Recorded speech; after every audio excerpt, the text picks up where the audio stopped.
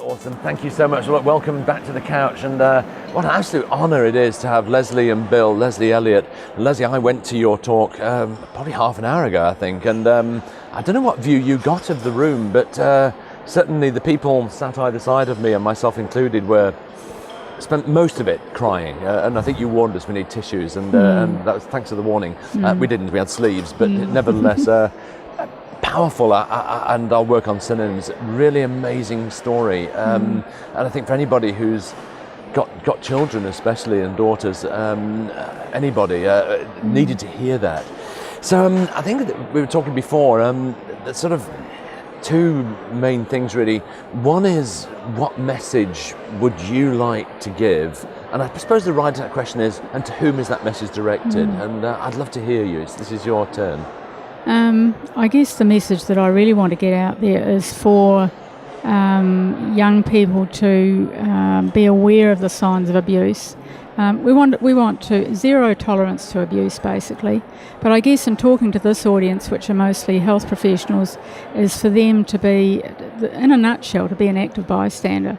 And I'm sure most of them probably are, but in their particular fields of interest, whether they be doctors or nurses or other health professionals.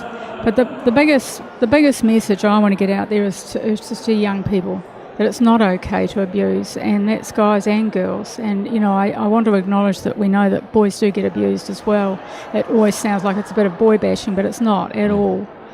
So the message from Sophie's story, and as people know that she died at the hands of an abuser, that it's not okay, and if you see something going on, to either talk to the person that's being abused or talk to somebody that might be able to help them to see it, because often when they're in a relationship they can't always see what's going on. Need somebody from outside to sort of look in and say, hey, this is not okay, sort of thing. And you referred before to the active bystander, didn't you? And how can an active bystander be a proactive bystander? Well, it's not easy to be a bystander, and particularly as a young person. Like if a 17-year-old guy sees his best friend, his best mate, perhaps pushing his girlfriend around and that, and he says to him, hey, I don't like the way you're pushing your girlfriend around, physically or otherwise, and he'll tell him to butt out, it's none of your business. And I understand that. I mean, I've had 17-year-old sons as well, and I know for young people it's not easy. And a lot of girls say, I wouldn't like to say to my girlfriend because she won't be my girlfriend anymore, she'll consider I'm interfering. And I just say you have to try, and it's not easy for any of us, but particularly for young people, have to put that aside, because you don't want to be in the position we're in, where you're grieving for a loss of a family member because you didn't say anything. It's better to say something, and maybe it's not what you thought it was, not as serious, or it isn't what you thought. That's fine, no damage done, and maybe a relationship, you can make up with your girlfriend later on, sort of thing. So, yeah, that's the biggest message I think that I would be getting over. And for the audience today, with being health professionals, they will see things all the time, and it's not ever to sweep that under the carpet. Approach the person and talk to them about it. You've been amazing. I think one of the things which struck me was the energy which you're putting into this. It's incredible. And you say this is 400. You've done 400 talks. Is that right? Yeah, to all sorts of groups. Like started off with schools and that. Yes. And in fact, my daughter went to one of your talks two years ago in Blenheim, by the way, and loved it. So, so there you are. I know you've been up there.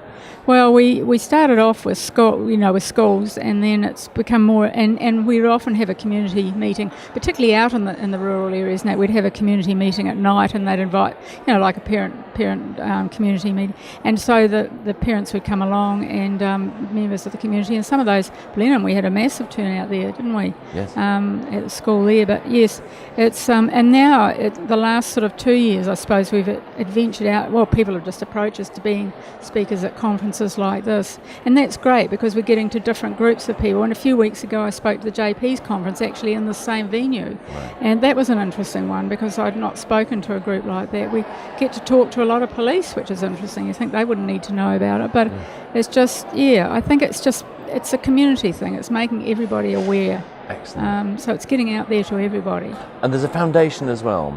Yes, the Sophie Elliott Foundation was formed, and we're in partnership with the New Zealand Police, and the police are facilitating the program in schools, a one-day program. And what we've done is we've undertaken to provide resources for that in form of the movie that you saw today, Sophie's Story, and also some little video clips to go into the program, just to sort of get students to be thinking about different situations and scenarios around consent, but being an active bystander, and looking at Sophie's stories and the flags that I pointed out this morning. And certainly any concerned parent or any concerned any bystander, if they wish to access that, if they just Google Sophie Elliott Foundation, that would be... You can. The best place that anybody can go to, a parent, if they want it in the schools that their children are at, is the schools all have a liaison police officer, I think they call them, to go to them, or if they don't know anybody, to go to the Board of Management and say, we want to have the Loves Me Not program in our school. Right. And they'll go to the local, or the police officer that's responsible for that school, and get it going from there. So right. there's what's that again? Loves Me Not? Loves Me Not. Right. It's a one-day program. Right. In the schools. The police facilitate it. So they provide the training. So it's usually the police and the teachers in the school, and teachers are usually like the guidance counsellor or teachers that they have to be committed to the project. You can't have somebody who's a bit half-hearted and not really that enthused about it. But usually sometimes the DPs, the deans, and that teachers that are keen. So they have 25 kids to a group. I call them kids, but they're really young people, and at year 12 level, and one police officer, one teacher to each class, and sometimes an NGO, like might be a victim support person, local person who's really interested. They can have a third adult in the room. One of them's got to be a guy as well. So they do. The police will train up the people, the others that are involved, and then they set aside one day for the young people to do just entirely that for the day. So as I say, not a great cost to the school, maybe some photocopying to the schools, but overall it's the police that are providing the service really at this stage. And we'd encourage every school to undertake it at year 12 or 13 level, whatever. Some of the smaller schools will combine and do. But some of the bigger schools, like we've done big schools in Auckland where they've had 8 or 9 year 12 of 25 each, so big schools, massive number of police obviously involved in there. Police around the country that are doing them in some of the areas, all the schools have already been done, so year 12's every year going to be forever and a day, we hope. Some of the schools have big commitments, but they're doing it, and it's just great. And the best part of it all is the feedback we get from the students, so they're saying, that was great. And even the guys are saying, we thought this would just be a sort of a fun day, a whole lot of girls around sort of thing, and they've discovered they've actually learnt quite a lot. So that's great, and that's what it's about. If it's hitting the mark with them, we're happy, because that's what it's about, is getting the message over to them.